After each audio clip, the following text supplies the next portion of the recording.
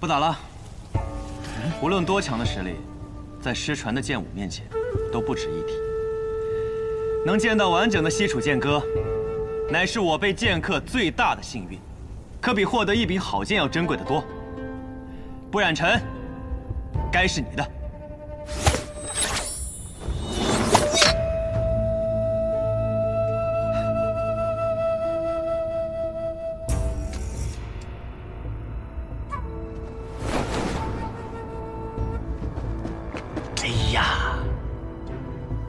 接着，舅舅，啊，走啊！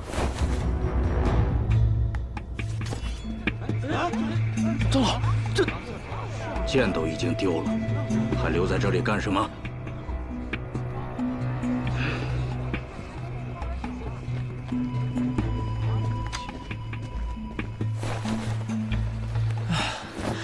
舅舅，我打他正起劲呢，怎么就走了呀？我还觉得那叶鼎真很是有趣儿，想跟他交个朋友呢。都什么时候了，交什么朋友啊？我不知道你的剑法是从哪学来的，我只知道如果我们再不走的话，就会被那些剑客生吞活剥喽。走。这傻小子，学会了很了不起的东西啊！快追，留下他，那可是西楚剑歌。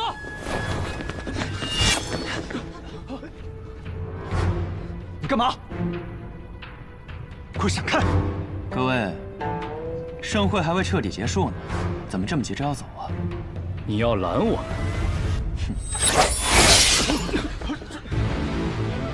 你再往前一步，我还能杀了你呢。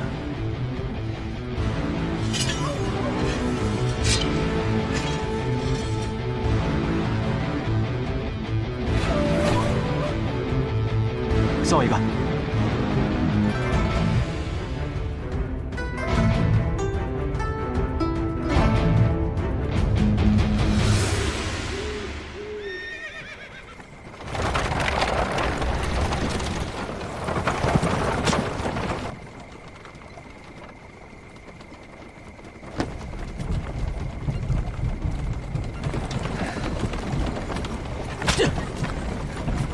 臭小子！ 趁着去玄登城还有一段距离，赶紧把剑法的事给我交代了。可我总觉得，我们这么一走，好像错过了些什么。别扯开话题，我们能错过什么？错过了一场重逢。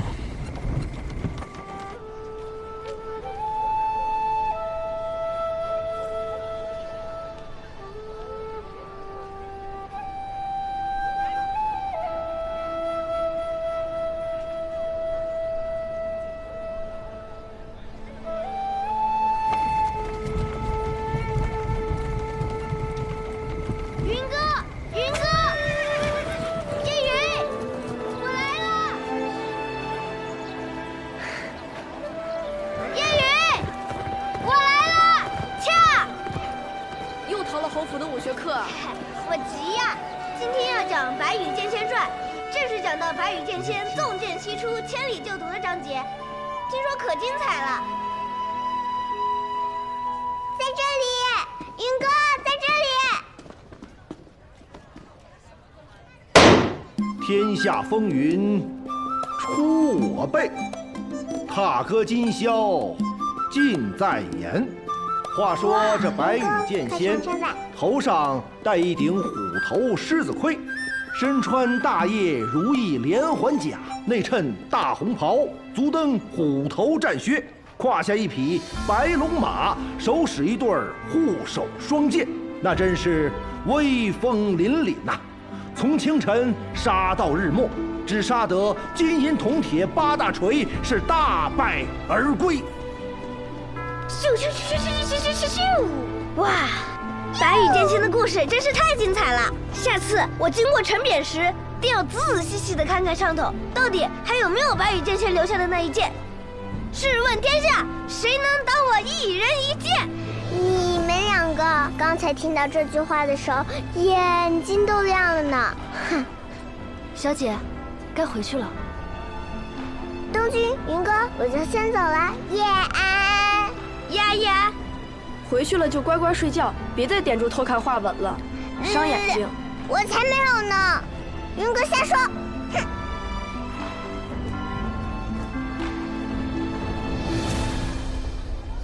下一章应该要讲到白羽剑仙与九仙相识相交，一同游历江湖的故事了，一定更精彩。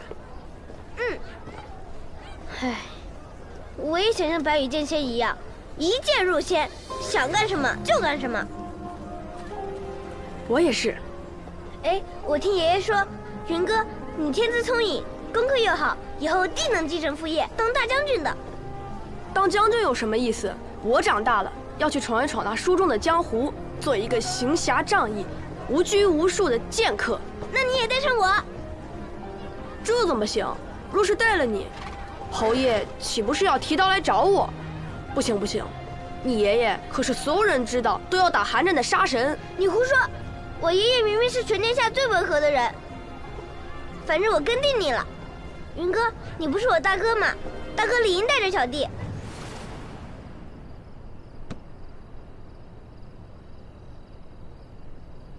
那好，我们立个约定。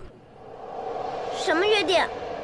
等我20岁，你18岁的时候，我们就离开天启，一人向北，一人往南，独自去闯荡江湖。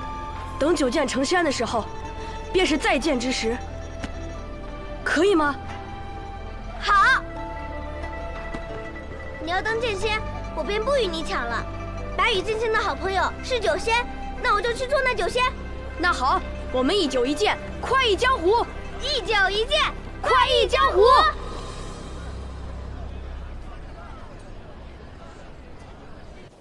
大将军叶羽自恃功高，以权谋私，不敬圣人。有人检举，其有通敌叛国之嫌。然念其昔年护国有功，超满门，族人流放，叶羽带走面圣。亲子。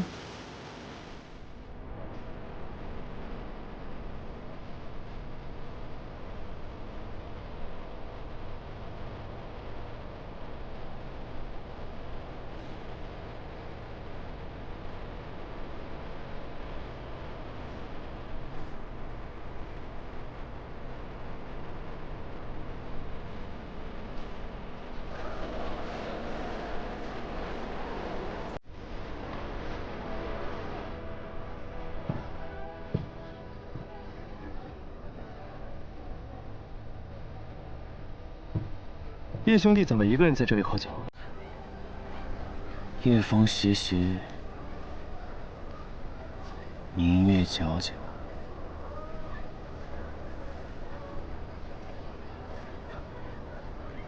一个人喝酒，或许更美。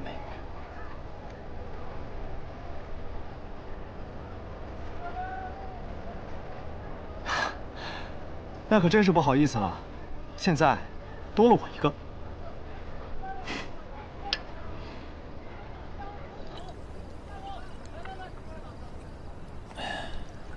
叶兄弟认识那小公子？我注意到，你听到那小公子名字的时候，脸上闪过一瞬惊色。那种惊，不似久闻大名的惊叹，也不像初见英才的惊艳，倒像是久别之后意外重逢的惊愕。王兄不仅剑术高深，观察人也很有一套。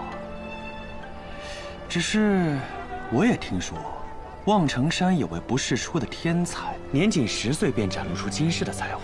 想必王兄这次来取剑，便是为了这位小师弟吧？只是小师弟怎么不一起来呢？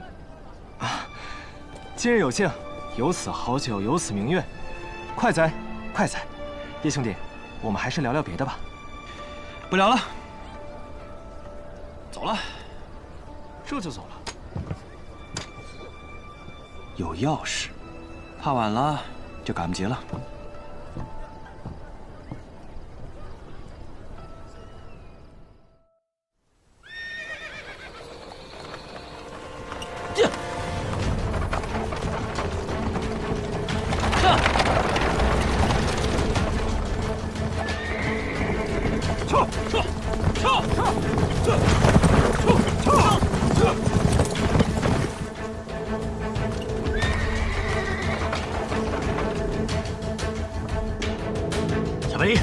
醒醒，喂！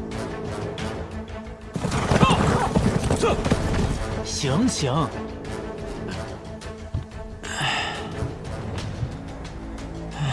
舅舅，我们这是在哪儿啊？天东城地界啊。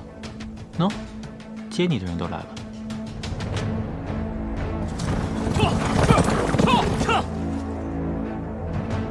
我再问你最后一遍，西楚剑歌是从哪里学来的？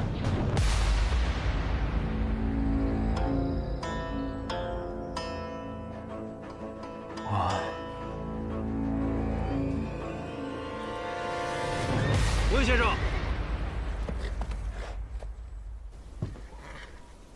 哎呀，嗨，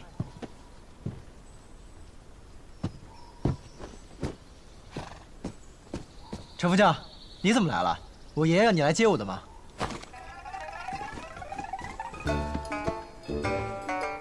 把百里东军给我绑起来！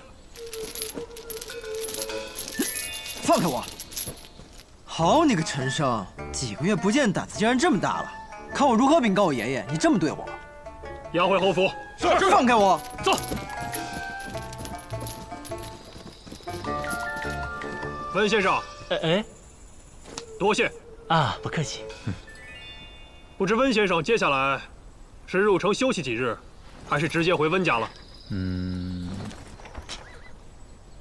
既然来都来了，就去看看我那个妹妹吧，顺便看看小百里下场如何。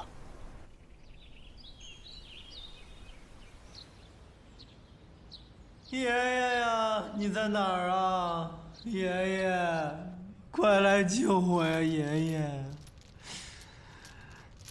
爷爷呀，爷爷，快来救我呀！你的好孙子被人欺负了呀！赏尽一世勇猛，老来孙子却遭人这般作践啊！哎，你知道我爷爷去哪儿了吗？怎么装哑巴呀？哎，我问你们，是不是我爹让你们干的？说话呀！哎，让。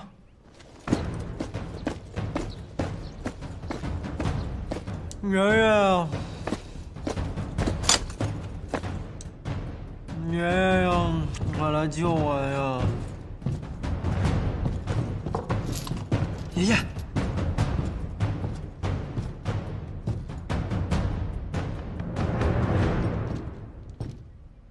可别，担不起。是姐。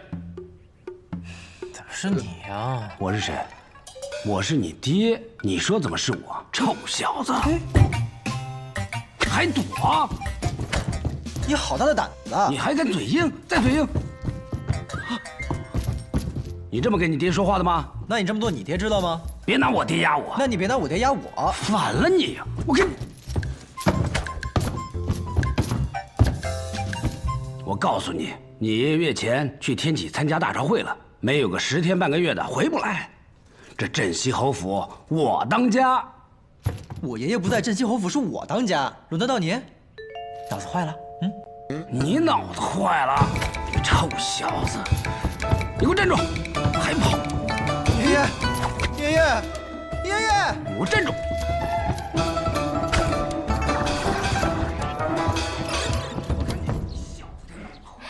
有了小公子在，这侯府才算是有了生气啊！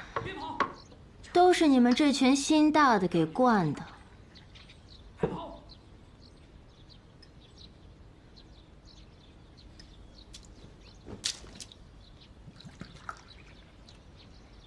你看你现在的样子，越发像个富贵人家的太太，哪有一点以前的江湖做派？那。兄长这话说的，我如今不就是富贵人家的太太吗？你不是因为看不惯我这贵太太的架势，连在府中小住都懒得，怎么今天转了性子，愿意来看看了？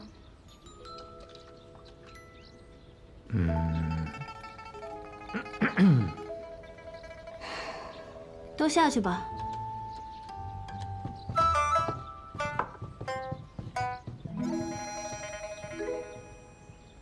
什么事儿啊？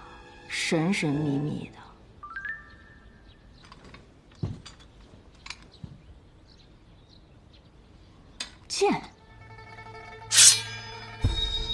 真是一柄好剑。我从小到大看过的名剑不少，却没有一柄能够比得上它。哥哥，这是10大名剑中的哪一柄？都不是。这是名剑山庄的少主魏长风新铸造出来的仙宫品剑，不染尘。这是名剑山庄的仙宫品，多少年没见过这等品阶的剑了。所以，今年剑灵开启，你去夺剑了？你要是靠毒夺了这把剑，怕不是要成为天下剑客的仇人啊！吼，恐怕这天下剑客的仇人要另有他人喽。我是去了剑灵，但是剑不是我夺的，是你儿子亲手夺的。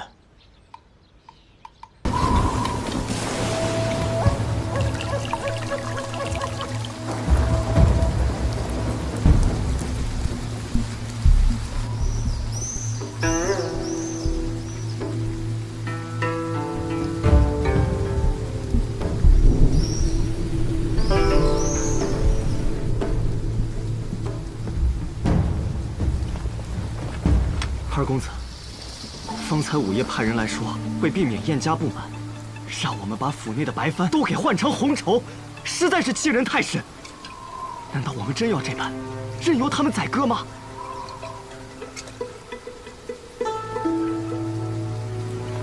少师兄长请人为我批命，命书上说我一生壮志，空负凌云，死而不得其所。公子，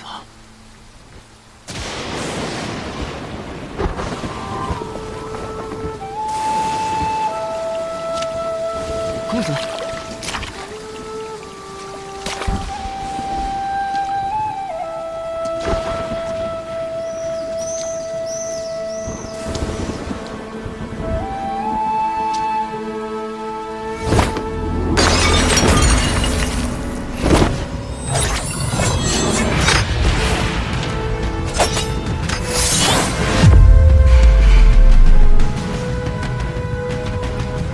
这把剑吗？这是我去天启那年，兄长赠予我的。他让我拿着这把剑，闯过学堂大考，不负凌云。从此以后，这便是我唯一的剑。你问我是否就这样任人宰割？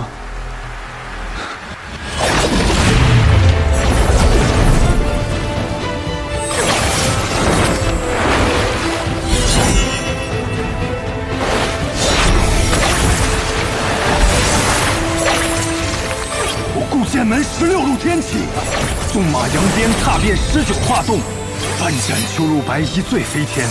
我此生最不怕的就是拔剑，最不信的就是命。燕家在此时联姻，意图吞并我顾家，简直可笑。既然他们觉得白帆不齐，想要红绸，那就让鲜血染尽这些白帆吧。我可是狂徒啊！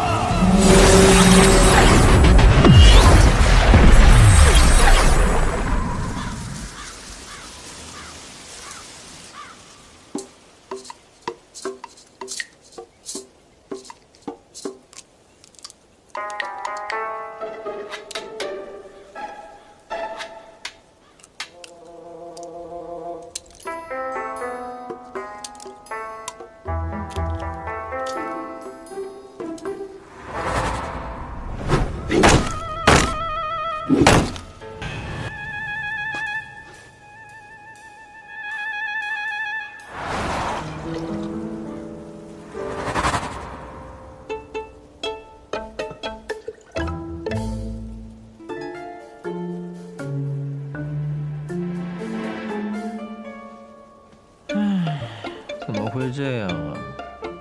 不是说柴桑城很繁华的吗？来了13天，一个客人都没有。我好歹也是乾通城小爸爸，可会来这倒霉地方受罪。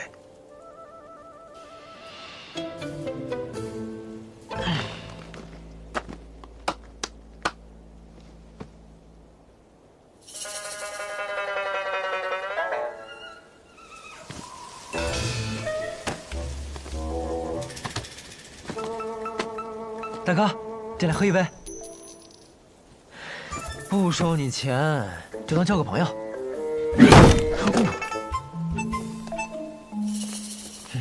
不交就不交，脾气这么差，给我来10斤肉。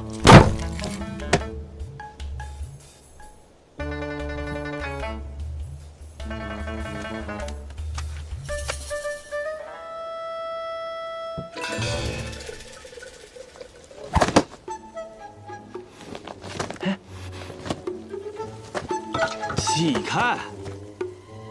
别挡着我看我家小西施。你有没有听过一句话？酒壮怂人胆。你看再酒也只是看，要是喝了我的酒，你就敢过去了。滚！得嘞。这要是在钱东城，我一把火烧了你的油铺。少年郎，怎么不来和我搭话呀？不必了，不必了。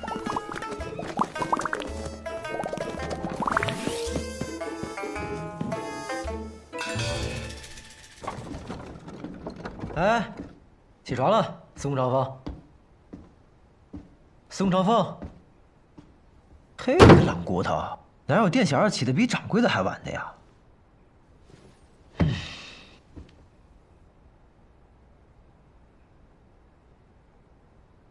你说也是奇怪啊，这柴桑城不是西南道的第1大城吗？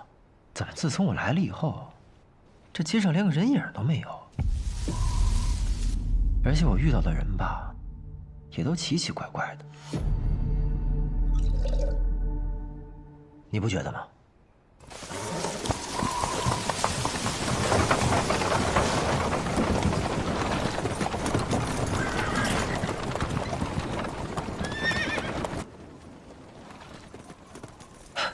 客人了。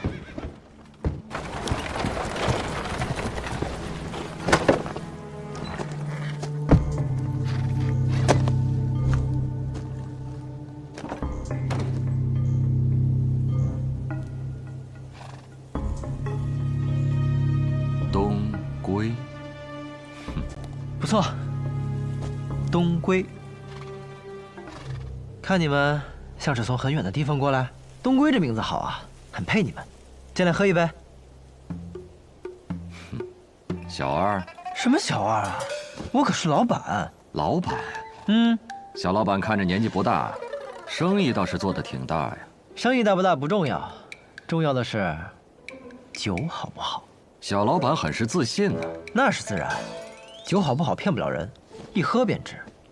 不过若是你们觉得不好喝，那就回家换个舌头吧。大胆！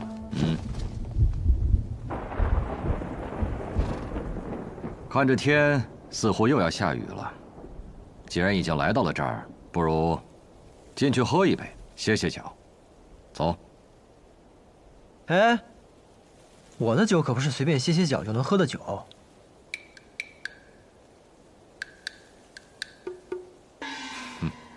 愿意细品。来，客官便请。我这儿也没什么客人，今儿你们是第一个，请吧。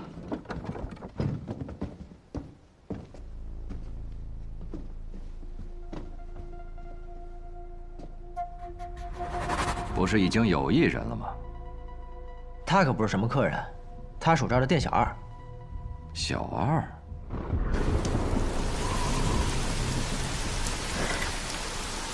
桑洛、新风、茱萸、松劳、长安、屠苏、元正、桂花、杜康、须臾、声闻、般若，一共12盏，一盏20两。哼，你知道整个西南道最好的酒馆蓝玉轩里的月落白卖多少钱吗？一盏18两。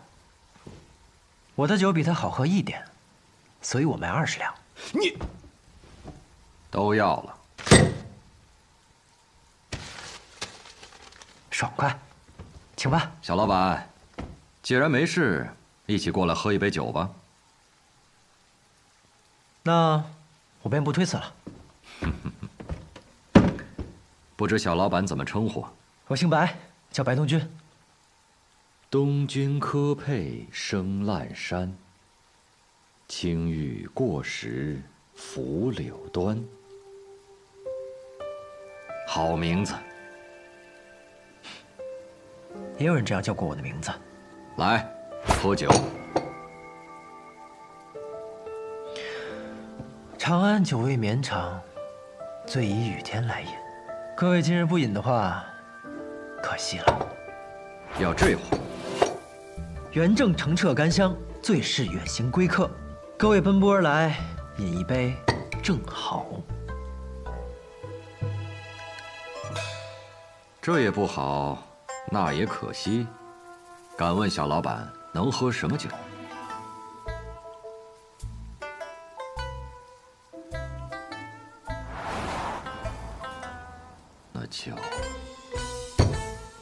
那就须臾吧。须臾一念，有的时候，命运的改变，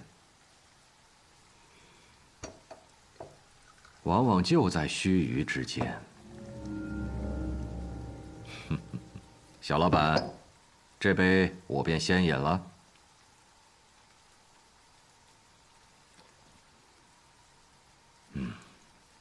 如何如何？我这酒足以名扬天下。确实是好酒，在我此生喝过的酒里，可排前5。第5？那你告诉我，第1是什么呀？天启城，碉楼小筑，秋露白。秋露白。自以为好酒只能品1味，而碉楼小筑的秋露白，却能品出3味。那我若酿出一壶酒，胜过秋露白，足以名扬天下。小老板若有机会去天启，可以一试。怕是没这个机会喽。我家人是不会让我回天启的。哦，回？真是好酒啊！我可真是个酿酒的天才啊！诸位，不饮一杯吗？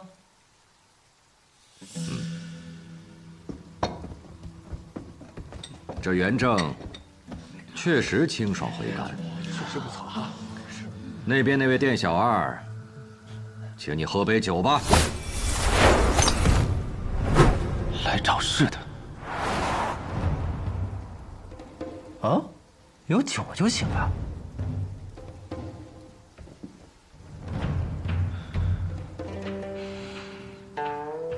是元正，好酒。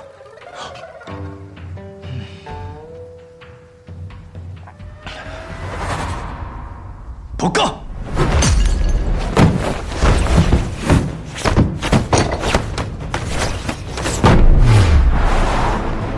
嘿，你个赔钱货，别打了我的酒！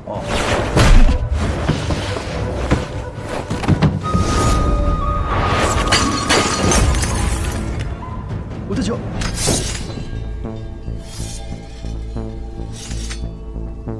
果然又是来闹事的。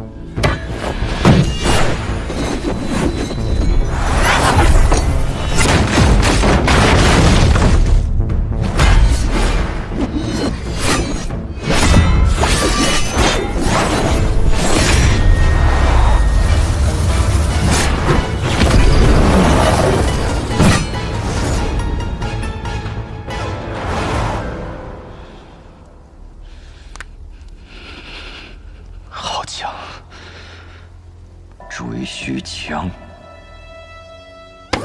啊！你这家伙，都说了不让你打，你还打，你个赔钱货！注意客官，我家店小二就是个江湖浪人，不懂礼数，莫怪莫怪。看来这个雨一时半刻是停不了，但有些事却耽误不得。小老板，今天这酒便饮到这儿了。告辞。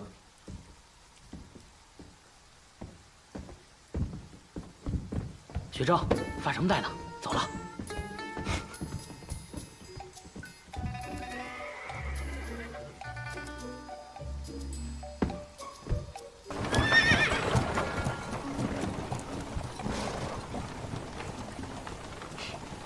这里面啊，还有一个人，我闻出来了。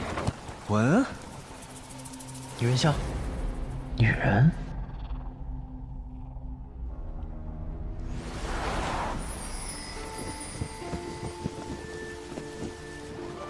身体可有好受些？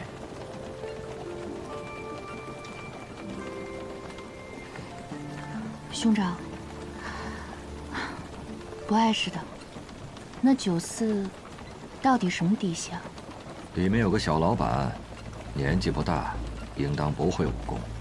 他旁边的小二倒是会些功夫，但也不算太强。不过，这些现在都不重要了。为避免节外生枝，我会派魁正和学正将他们抹除。没想到啊，掌柜的，年纪轻轻，这么好色。我清清白白的，你可别乱说，坏我名声。不会是那熏香我娘借用我？我早在1个月前就已派人控制了整个龙首界，唯有这间屋子，我摸不着底细。原以为只是一间实实在在的无主之宅，没想到临到关头，人出现了，还开了一间酒肆。尝尝，是好酒。人嘛，也算挺有意思的。还问我这酒能不能名扬天下？桑露，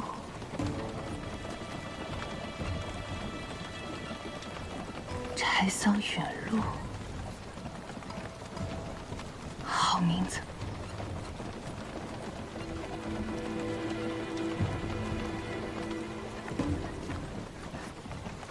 也确实是好酒。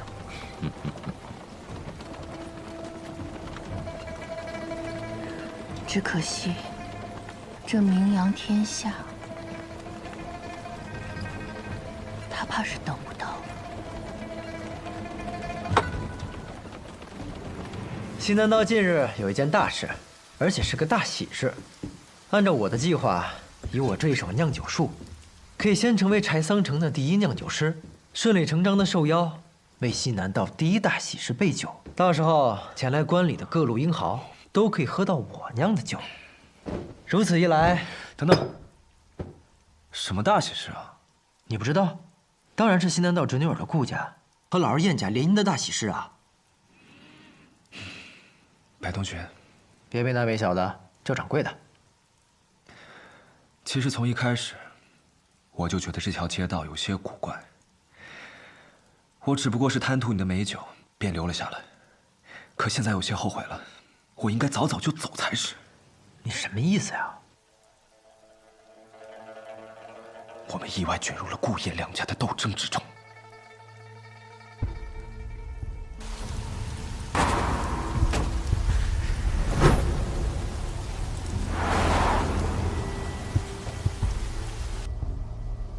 不止他们，还有刚才那一队人也是。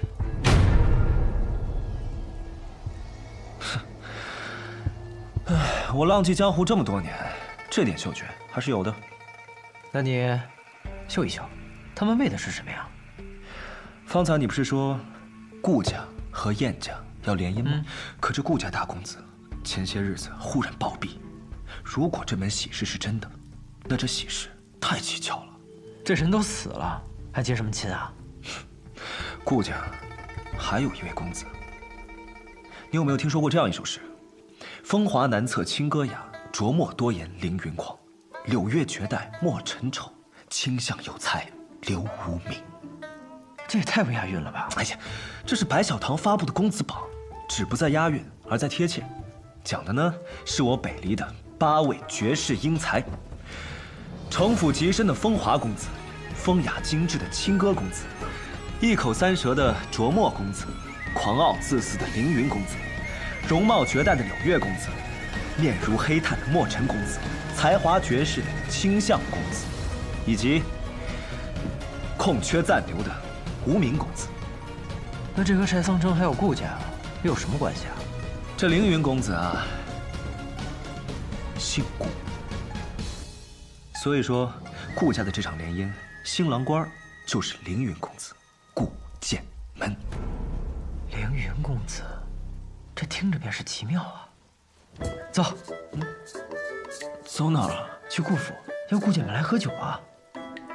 凌云之气一飞冲天，听着便会是个了不得的大人物。等他喝了我的酒，去外面吹一吹，我名扬天下指日可待。好，可别走。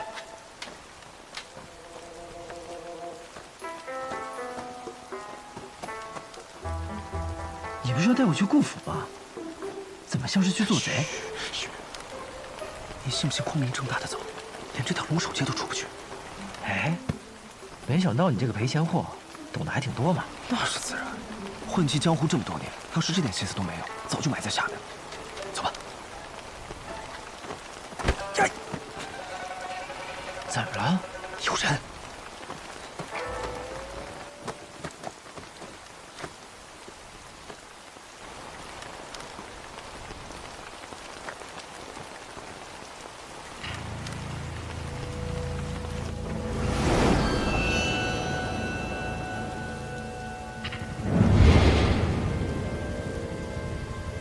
司空长风，快看，这天怎么突然黑了？嘘。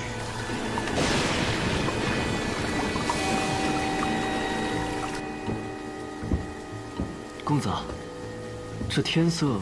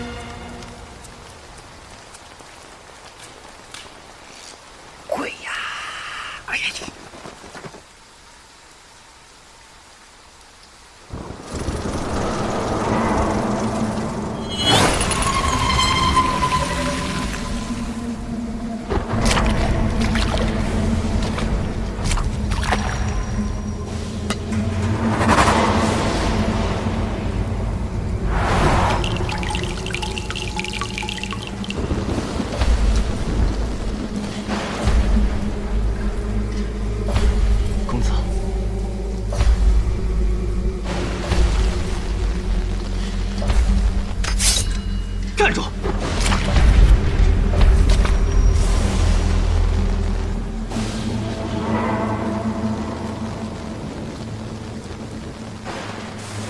是来自暗河的贵客吧？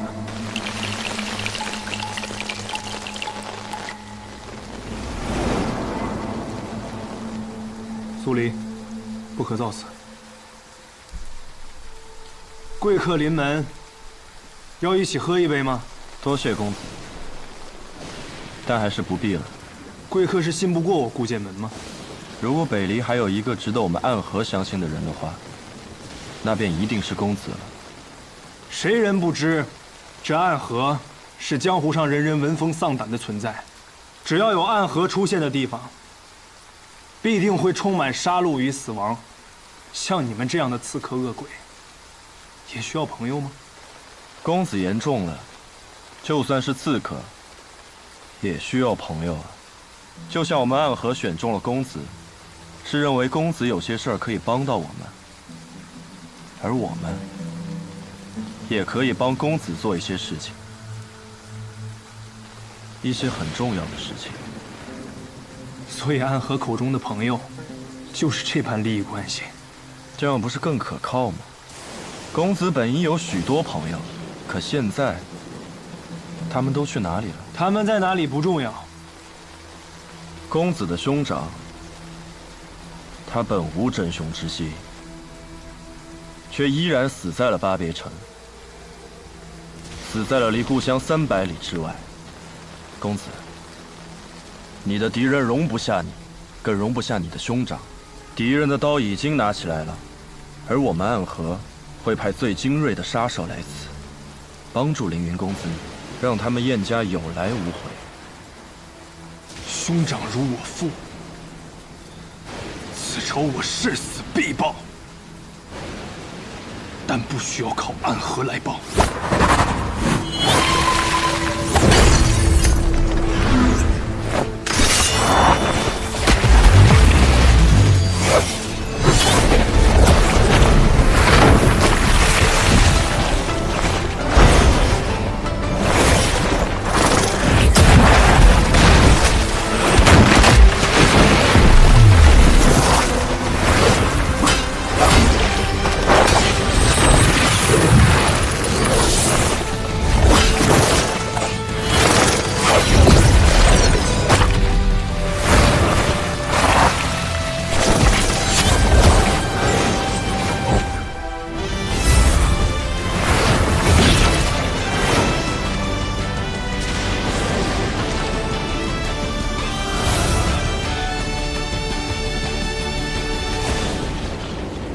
明剑月雪，据说这把剑奇刃之锋，可斩断空中雪线。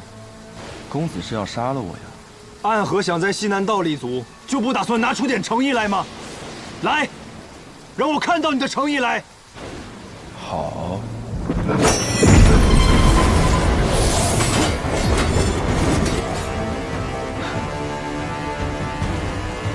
好。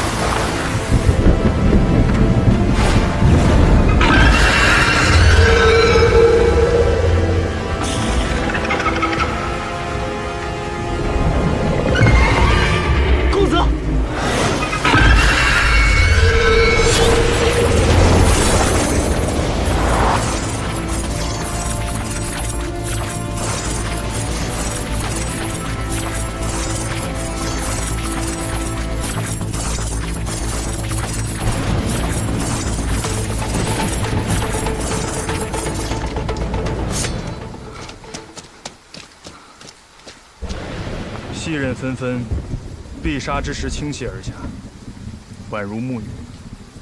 你分明是暗河中凶厉的刺客，可你的剑里却有着剑客才有的剑意。公子从一开始便没打算跟我们合作，为什么又逼我用出最后的杀招？如果我说是因为我兄长死了，可我却还被困在此处无法离开，所以很想找人结结实实的打一架，那你的剑是不是就要刺下来了？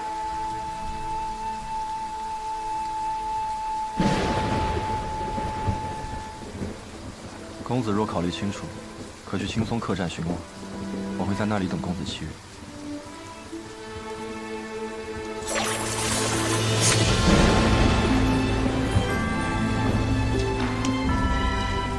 你叫什么名字？我本不应该有名字，但我愿告诉公子我的名字。我叫苏沐雨。公子再见。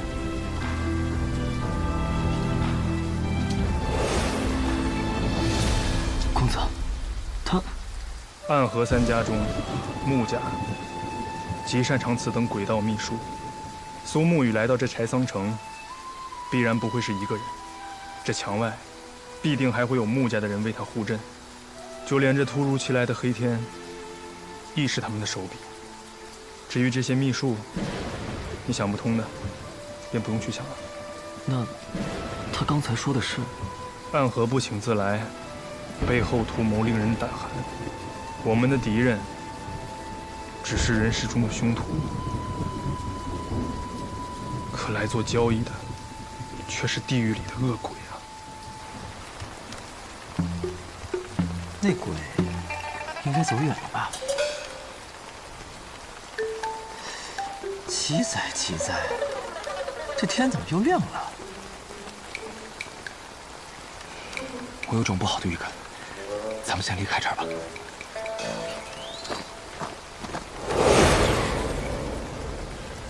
走。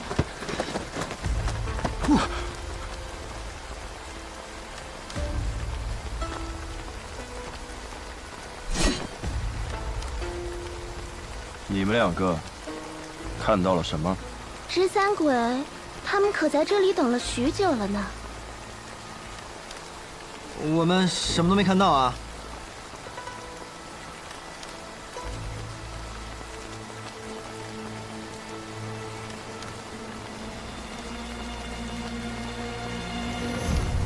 走吧，离开这里，最好离开这座城。十三鬼，还不快走！多谢。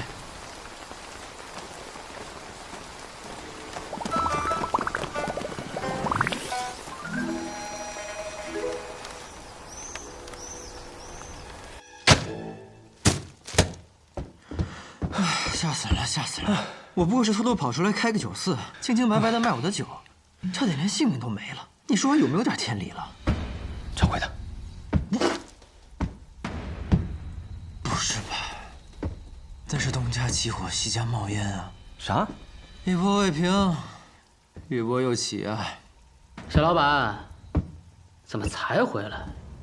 这是去哪儿了？我还要跟你买酒呢。哎。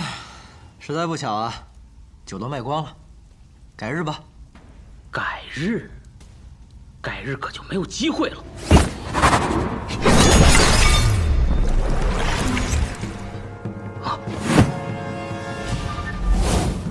没机会的是你。哎，看来躲得过初一，躲不过15，今日必有一战了。掌柜的，找个地方躲好了。司空长风，你小心。哎，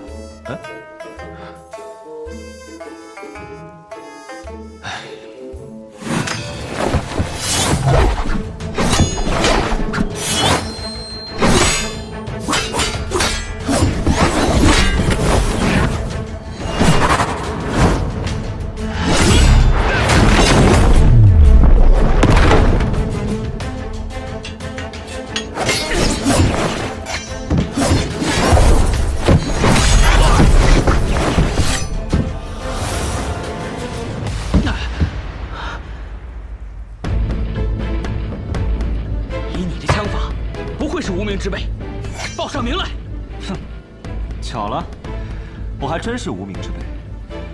我从小未见过父母，吃百家饭长大，睡破寺庙而活，未曾有过姓氏，更无人给过姓名。不过生来空空，去也空空，也是不错。我给自己取姓司空，也愿化作长风，一去不归。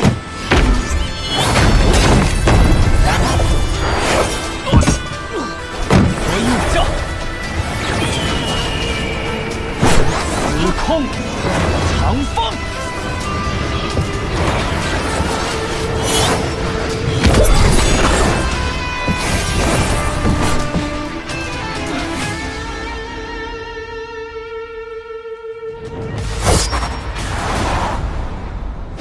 哟，原来这才是正主啊！原来你们是一伙的。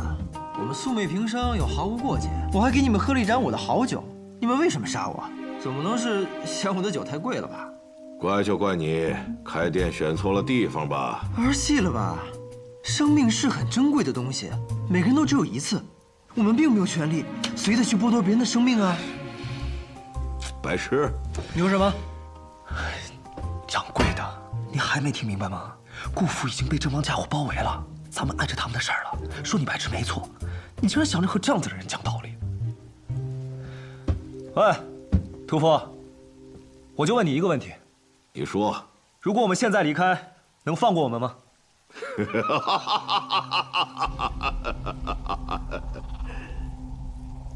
不能。那就不废话了，打吧！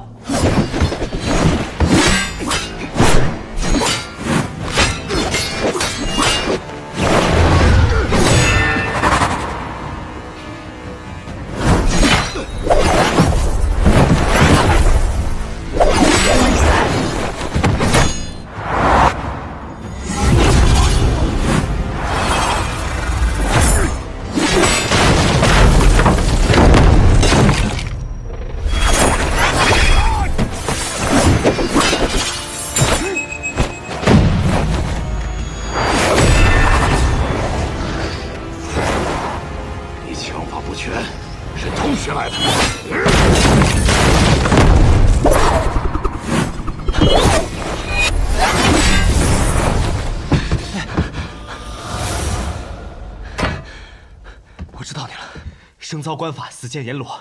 你是金口阎罗严千岁。掌柜的，你先跑。我千里迢迢的跑过来开酒肆，也不是没有准备的。你快跑啊！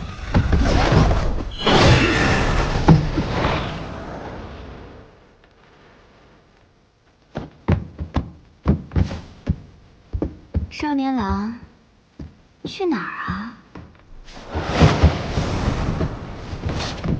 你躲什么呀？是姐姐不够美吗？当然不够。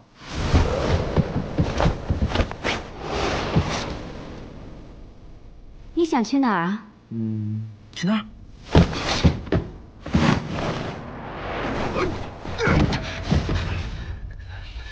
你怎么还没跑？你找我上面。倒是小看小老板了，没想到你武功平平，轻功倒是不错。只是想从我这里过，就这几步，还不够哟。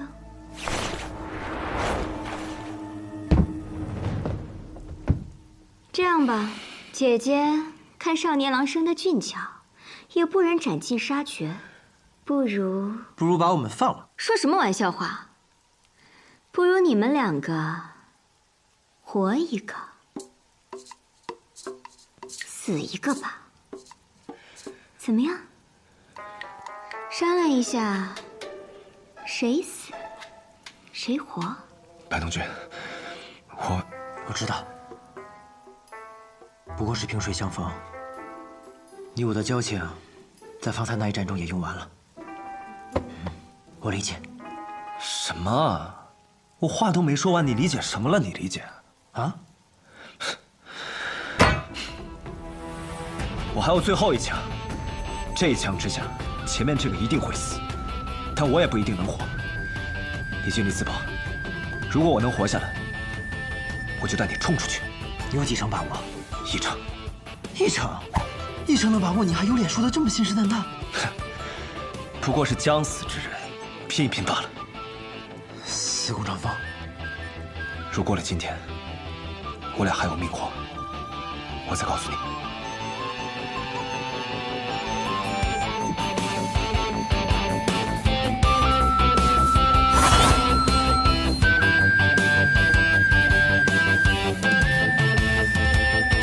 死什么呀？不死。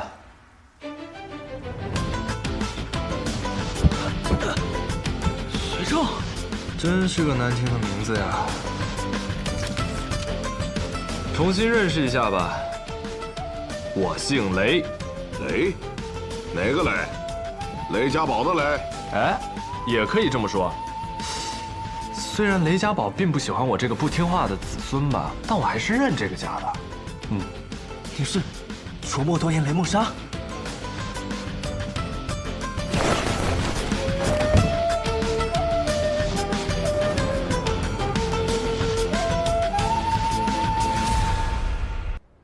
原来是卓墨公子，久仰。你久仰什么久仰？你是金口阎罗，我是琢磨多言。你不爱说话，而我一张嘴就能把人给说死，咱俩就不是一路人，就甭跟我客套，还久仰。反正你们人再多也打不过我一个，不如我们就大道朝天，各走一边，折柳相送，就此别过。这位就是你说的北篱八公子之一。对，琢磨多言。确实是个话痨。二位，我听得到。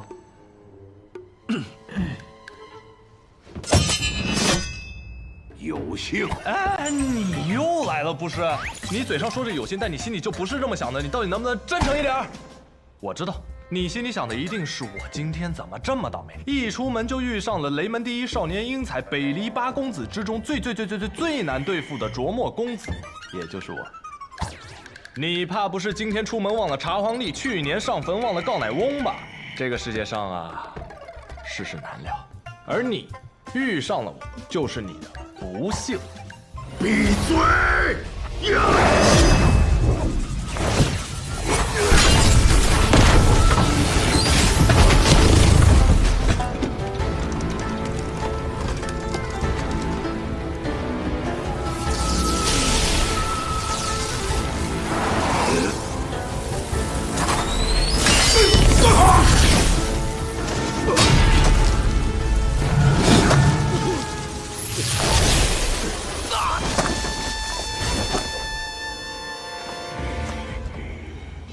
雷门精神指果然厉害。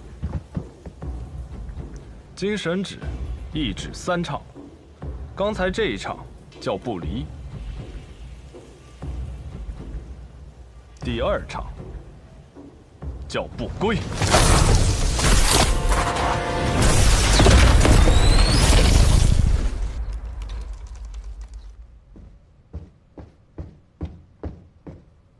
二公子，有个人也来了。雷，他可真会给自己找事啊！我才刚跟苏沐雨说过，不希望他们来呢。二公子，我们当真还有机会？有没有机会，就看有多少必死之心了。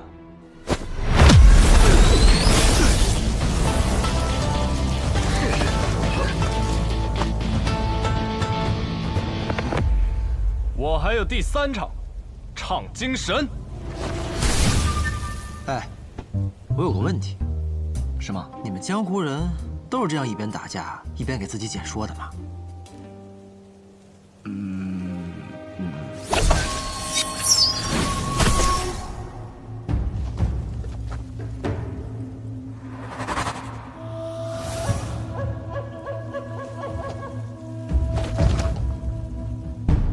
雷梦莎，你确实很厉害，只不过你一个人，抵得过我们联手吗？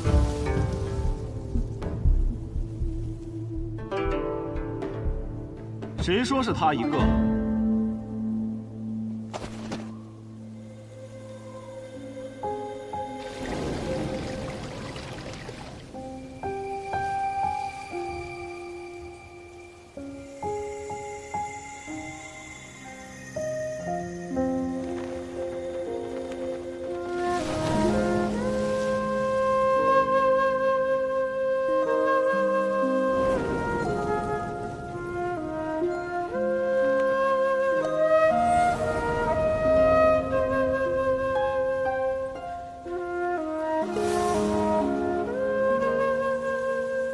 我是清歌公子洛轩。清歌公子洛轩，你这家伙，你怎么也来了？只许你能来，我来不得。清歌公子，八公子中的雅公子，据说每次出现在人前，不是有雅乐相伴，就是有花瓣落雨。我一直认为那是夸张的说辞，没想到今日一看，这世上还竟然真的有这么做作的人啊！哼！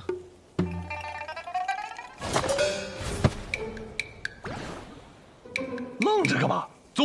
来。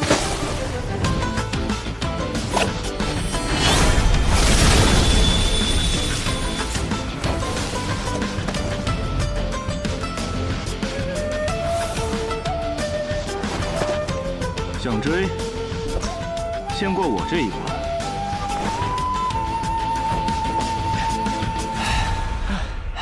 不是，你什么意思呀？你要带我们去哪儿啊？西若寺，就在前边。叫什么？白东军。司空长风。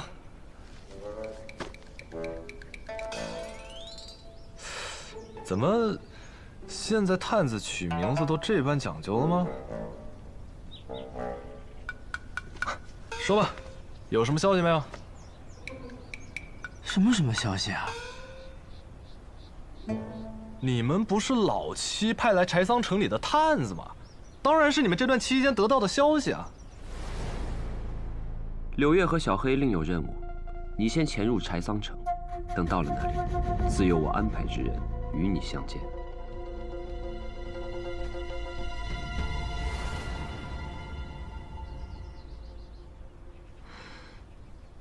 那个雷大哥，我们之间是不是有什么误会啊？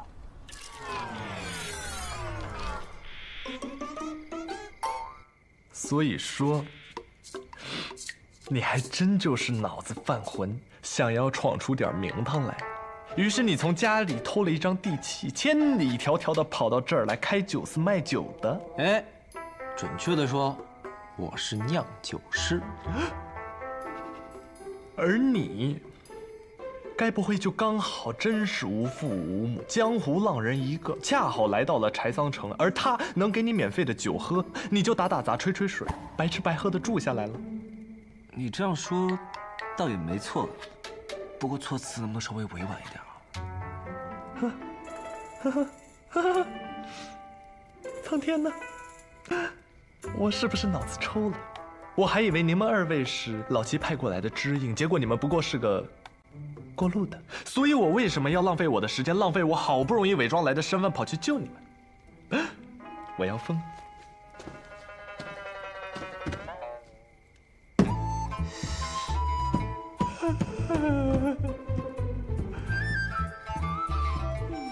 那个雷大哥，先别疯，也别难过。如果需要帮忙的话，我们二位可以帮。就你那三脚猫的功夫，你怎么帮？有人。怎么这么慢啊？是不是太久没打架，骨头都生锈了？你不说话，没人把你当哑巴。怎么跟师兄说话的，老六？那你说说，你怎么来了？不光是我来了。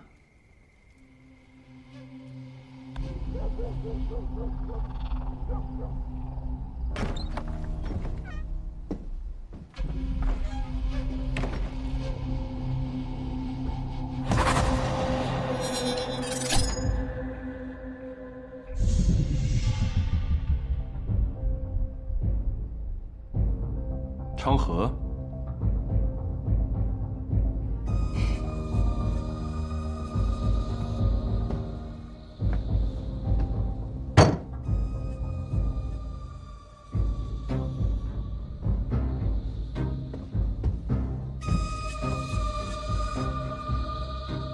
你怎么来了？路过了，所以来看。昌河。你这个人最大的毛病就是没意思。我见你干嘛呀？我过来看戏的。看戏？没错。我有预感，这次这柴桑城里一定会有场好戏发生，说不定我还有机会见识到那群传说中的天之骄子们。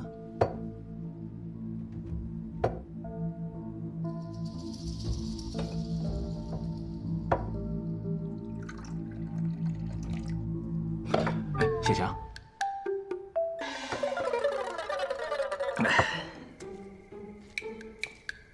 所以到底是怎么回事？顾剑门怎么了？他不是马上就要成新郎官了吗？为什么你们一个个死去活来的？整个西南道一共有2大世家：柴桑城京前方的顾家和开阳城沐浴行的晏家。半个月前，顾大公子顾洛离于柴桑城300里开外的巴别城暴毙而亡。自此，整个顾家能够当家做主的只有2个人：顾洛离的最小的叔父顾五爷，另一个则是顾洛离的亲弟弟，也就是我们的老三顾剑门。但司空长风都跟我说过了。他皇舅爷为哪里变出的这些东西？别问，问了就是做作。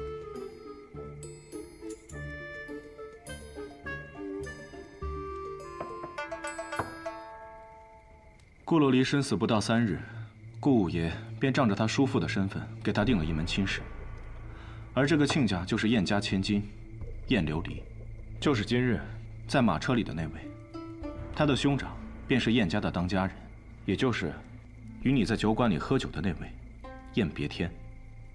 原来这门亲事是这么来的，也就是说，顾家大公子不是突然暴毙，而是晏家和顾五爷联手策划害死了他，然后想通过这门亲事彻底的控制失去当家人的顾家。可是这样一来，顾家不就成了晏家的囊中之物？这样做对顾五爷有什么好处啊？没想到啊！你这么个少年郎，竟然对这世间污秽的人心了解的挺深呐。对，顾五爷虽然在顾家空有个叔父的名头，但他没有权，所以他心里早就不甘了。此事一成，若他成为家主，失去一个西南道第1的位置，又何妨呢？难怪这座城这么奇怪，也就是说，顾府附近，不，整个顾府都已经被晏家控制了。是几乎都被晏家给控制了，直到这位小白兄弟出现在了龙首街。所以啊，对晏家而言，你很蹊跷。不蹊跷，一时兴起，一时兴起。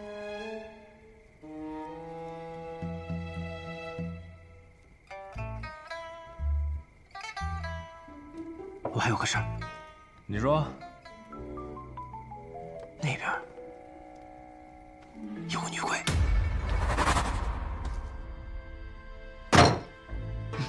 人被救走了。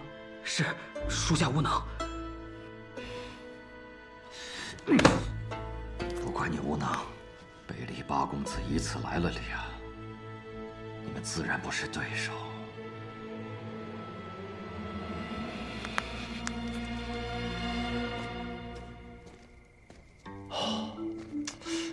你是从我这儿学了什么多嘴的臭毛病？明知道他是谁，你还调侃他啊？谁呀？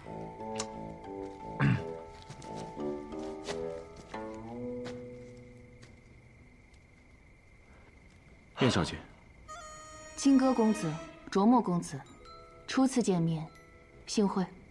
啊，也不算是初次，护送你一路上，咱们见过很多次。你就是白日里在马车里的那个姑娘？你就是酒肆的小老板？还没死呢。我大人有大量，不跟你计较啊。老七与我说，他要邀请一位关键人物，我也是没想到。请坐。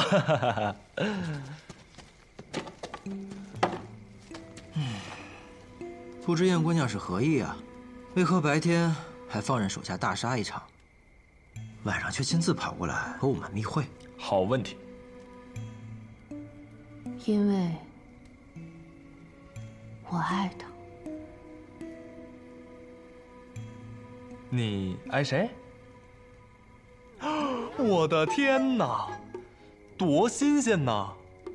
你竟然真的爱顾剑门，所以你们晏家把顾洛离给杀了，就是为了让你顺理成章的嫁给顾剑门。是你疯了，还是整个晏家都疯了？我看是你疯了。你能不能闭嘴？你爱的应该是前几日暴毙的顾家大公子。顾洛离吧。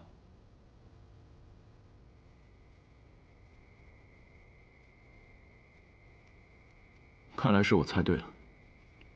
是的，我爱的是顾洛离，但没人知道，我兄长要借我的婚姻，从而控制整个顾家。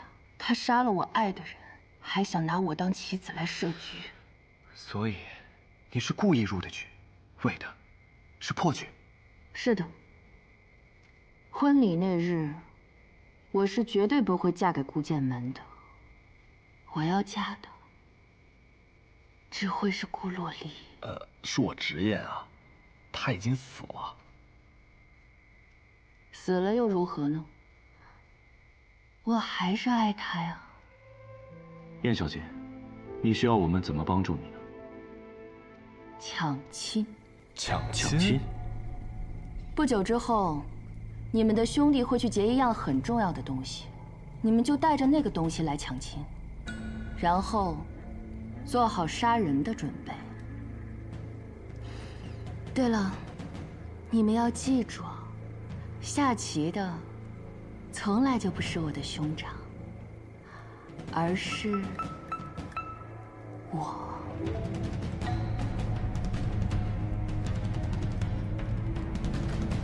恕我直言，有点变态。一个心里全是怨恨的女人能有多正常？对了，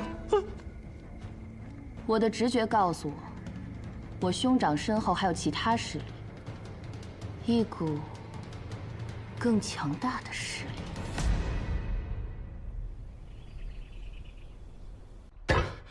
什么？你要去抢亲？嗯。李大哥昨日不是去寻找合适的人选了吗？世间人人都识得北篱八公子，你们不宜亲自出面。至于其他的人选，能帮忙且愿意帮忙的人又屈指可数。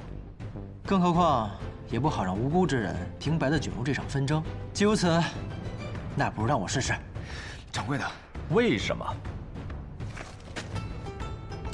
我确实之前是想过找你们帮忙的，我甚至连说服你们的理由我都已经想好了。但是就像你说的，我确实还没有下定决心把一些无辜之人卷入其中。可无论我想与不想，我都已经卷入了呀。我想听的是你真正的想法。名扬天下。什么？我想名扬天下。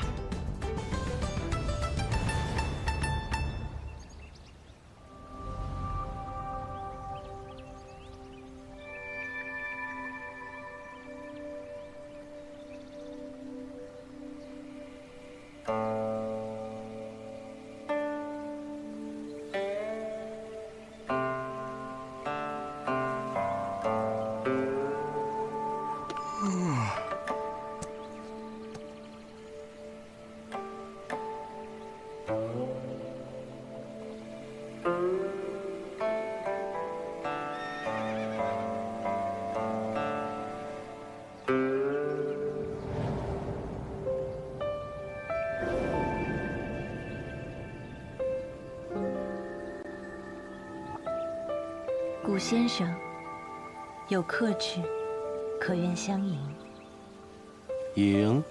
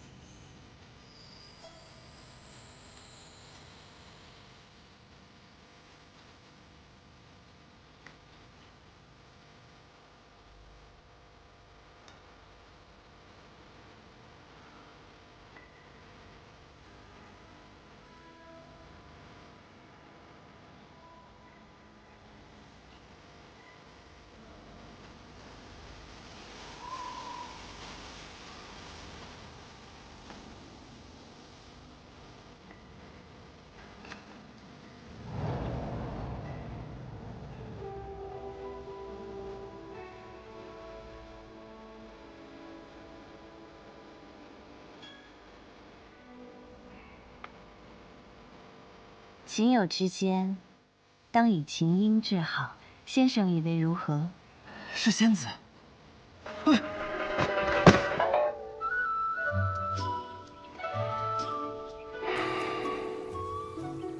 我以为只是一个贵客，没想到是来自天外天的贵客。先生认得我？你的眼睛和你的母亲很像。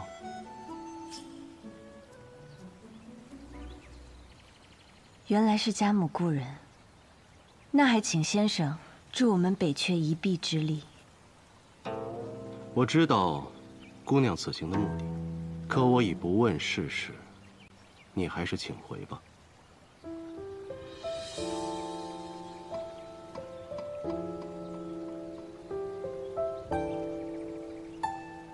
仙子姐姐在看我。托儿，该醒醒了。我感觉我要醉倒在这王眼眸中了。傻孩子，真给为师丢人。仙子姐姐，你叫什么名字呀？不如你先回答我吧，你叫什么名字？我叫东君。东君。东君柯佩深烂山，青玉过时拂柳端。不信蓬莱千万里，春风还未过人间。真是个极好的名字啊！东君柯佩深烂山，青玉过时拂柳端。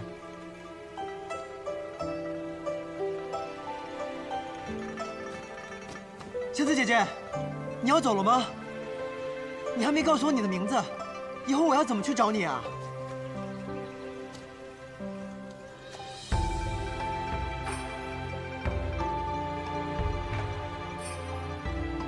不如我来找你吧。等哪日你名扬天下，世上谁都知道你在何处之时，我便来找你。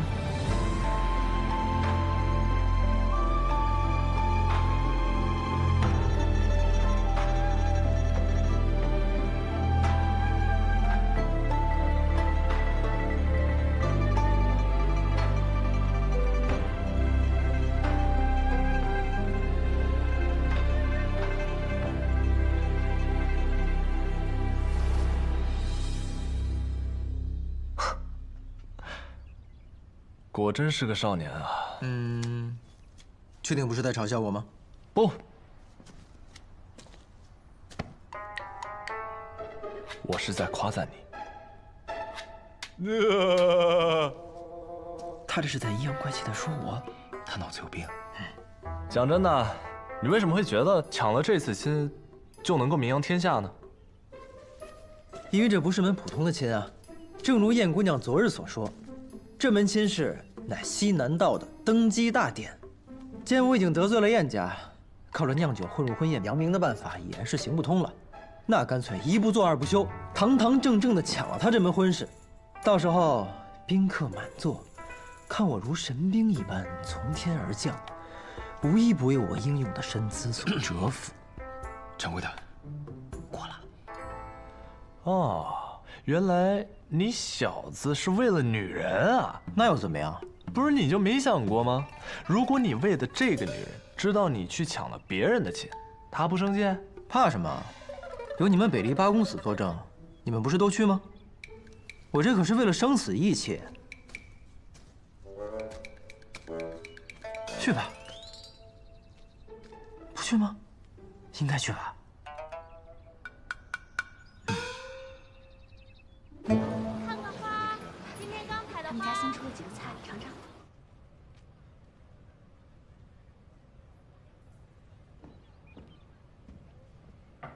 小姐，是我。静。小姐，什么消息？燕家那边同意我们的要求，为表合作诚意，会将那样东西送到我们指定的地点。有了那样东西，一旦我们将燕家扶上尊位，西南道便尽在我们掌控。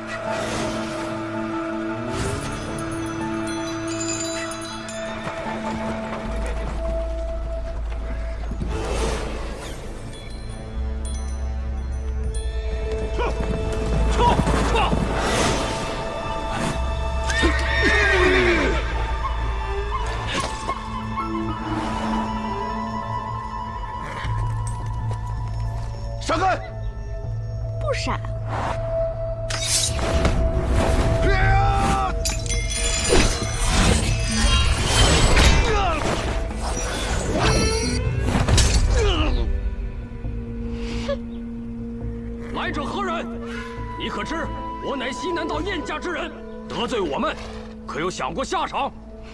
巧了，我们找的就是燕家的人。告诉他们，留下东西，饶他们不死。听到了吗？我家公子说了，西南道燕家算个屁呀！留下马车里的东西，饶你们不死。前半句，我可没说。我知道公子你肯定想这么说。好大的口气！你家公子倒是何人？我家公子可是……废话那么多干什么？上去揍他们！公子，你让我说完，听到没有？我家公子说不和你们废话，让我揍你们！欺人太甚！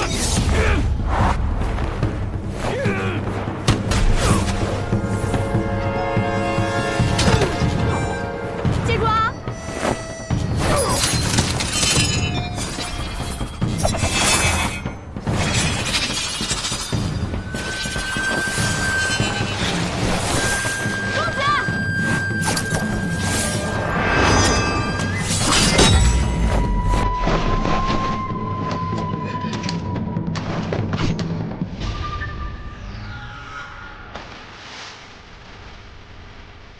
公子点灯美人陪，杀人放火金腰带。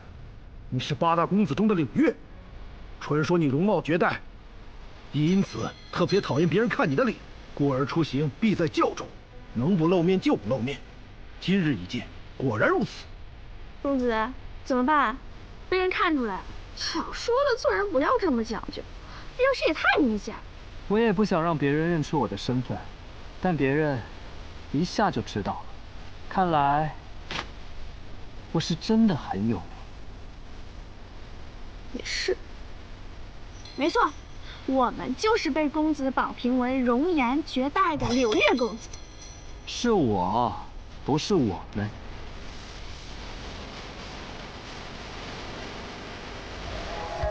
那老子就来会会你八大公子。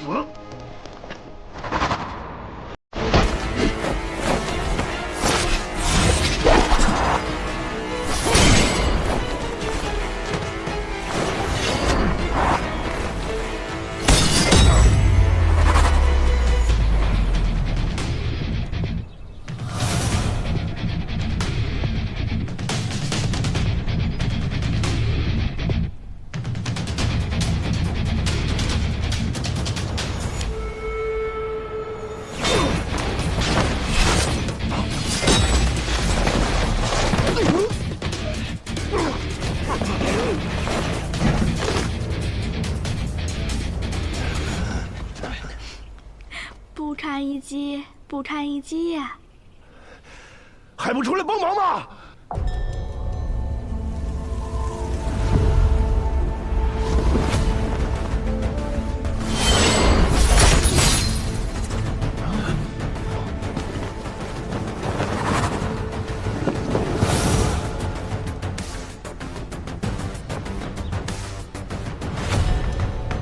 很美的一把剑，是吗？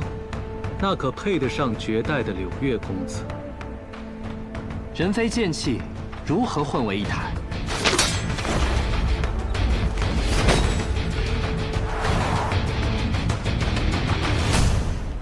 敢问剑主何名？白发仙。有趣的名字。我这把剑以美扬名，若是这把美剑可以杀死大名鼎鼎的柳月公子，是不是也很有趣啊？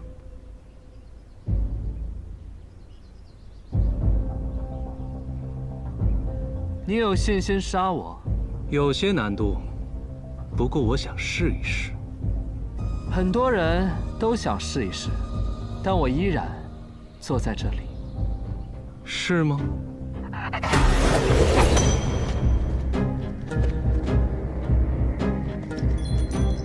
公子，又来了许多人。感觉到了，轻敌了。在杀你之前，我有一个不情之请。说。我想看看你的脸。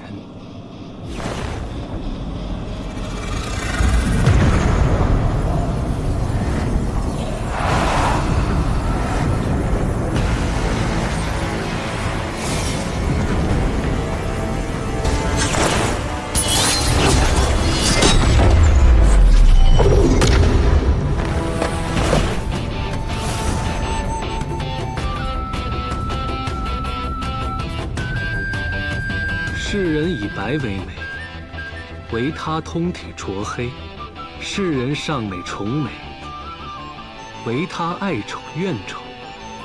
你是莫尘公子，莫小黑。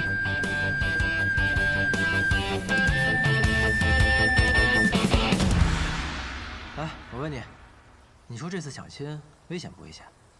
当然危险。要我说，你就不该去抢这个亲。那自然就是了，总要有一些准备，给自己留个后手。哎，我看燕姑娘也有几分姿色，真没法和你那仙子姐姐相比。我可不是什么随便的人，知道什么是一往情深吗？哎，你有喜欢的人吗？我，哼，我可不喜欢情情爱爱。啊什么？你没事吧？哎，你干嘛？你什么意思啊？哎，你跑什么呀？你不正常。我只是说我不喜欢那些矫情的爱来爱去，就像我师傅一样，一点也不自在。你师傅？对啊，我师傅，就是将这个银月枪传给我的人。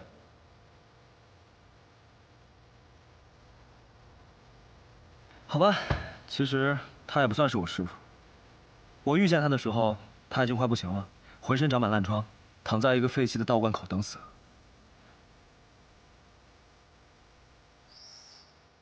那可是追虚枪林9，却落到这般境地。后来我救了他，他教了我5日枪法。然后呢？然后5天之后他就死了。临死前，他让我把他的骨灰带回他的家乡。他跟我说，他曾经在那儿有一个很深爱的女人。那个女子呢，每日清晨都会在湖边梳头。他当时只是个穷小子，而那个女子却是镇上最美丽的女子。于是，他下了狠心，拿起枪便去闯荡江湖。只是这一入江湖，便是整整的30年。30年？那女子早该嫁人了吧？在他离开后的第3年，那女子便嫁人了。他甚至都不会记得，曾经有那样一位少年，每日早早起来练枪，只为了看他夜梳头的样子。你师傅也是个了不起的人呢。了不起吗？或许吧。你看啊，这就是江湖。所谓的情啊、爱啊，根本就没有。人生苦短，何必给自己找累受呢？司空长风啊，你说你是个江湖浪客，一杆长枪，一壶烈酒，浪迹江湖。请问你浪迹的是哪个江湖啊？江河湖海的那个江湖？那只能叫浮水，怎么算得上是浪迹江湖呢？哦，原来是有人的那个江湖啊。对啊，既然有人，那便会有7情6欲，那情和爱便会是理所当然。也正因为有情、有义、有英雄、有美人，江湖才会如此动人。就当我说不过你。之前你说你快要死了，是什么意思啊？我只有15岁之后的记忆了，在之前的事情我就记不清了。但练了枪之后，有了武术功底，发现自己的心脉早已严重受损，没有几日好活了。白同学，要不我替你去抢亲吧？现在后悔还来得及。不，我要自己去。名扬天下真的有这么重要吗？为什么他一定要让你名扬天下呢？这个嘛，我也不知道，可能是因为我长了一张看上去就能名扬天下的脸，或者说是我天生骨骼清奇，是个100年难得一遇的绝世英才。没错，就是这样。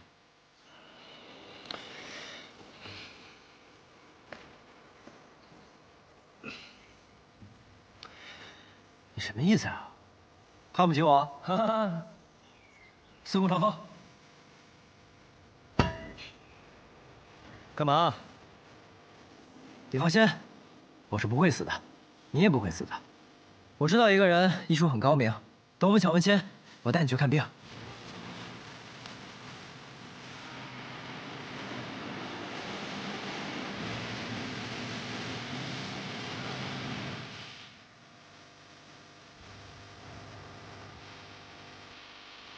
不要担心你啊。还有，以后少说大话。走了走了。哎，你等等我呀。不过你今天跟我讲的故事，倒是给了我很多启发呀，让我更加坚信了我做的没错。什么意思啊？我得抓紧时间了呀，不然我心爱的姑娘或许也要嫁人了。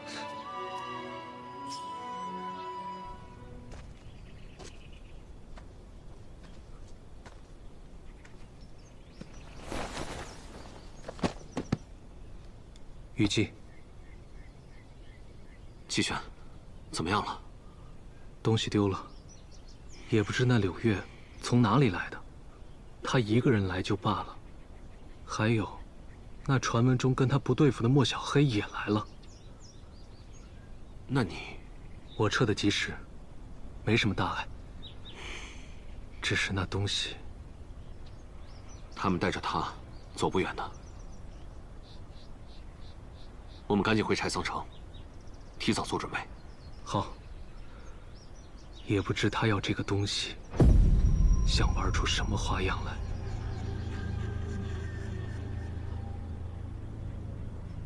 看出什么了？不错，不错。什么不错？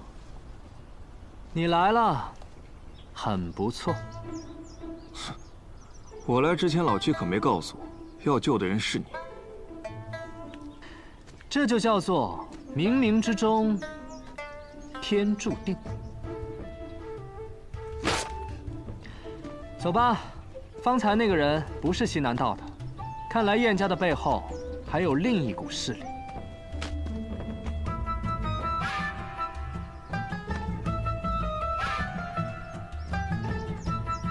天下第一的美公子与丑公子，还真是有趣的联手。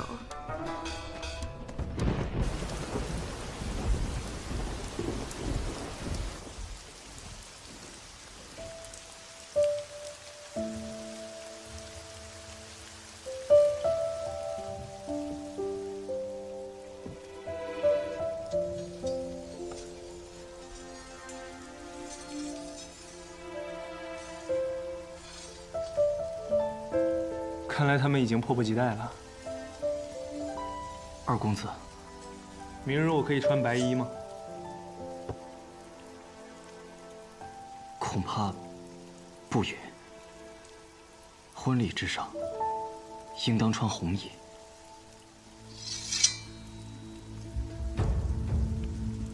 只有参加葬礼，才穿白衣的。